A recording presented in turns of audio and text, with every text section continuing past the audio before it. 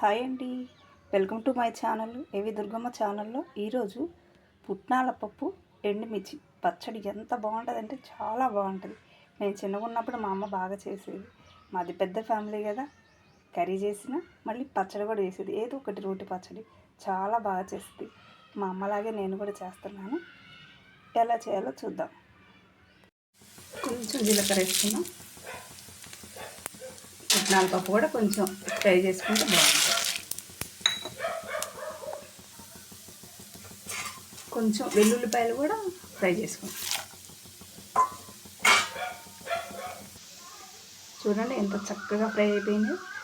ఆయిల్లో శనగపప్పు కూడా మనం ఫ్రై చేసుకున్నాం అనుకో చాలా బాగుంటుంది. వెల్లుల్లిపాయలు అదేవిధంగా జీలకర్ర కూడా వేసుకున్నాం. చింతపండు ఇట్లా నానబెట్టుకోవాలి. చూడండి పుట్నాల చట్నీ ఎంత చక్కగా రెడీ అయిపోయిందో. చాలా బాగుంటుందండి. దోశలోకైనా రైస్లోకైనా ఎంత బాగుంటుందంటే చాలా బాగుంటుంది.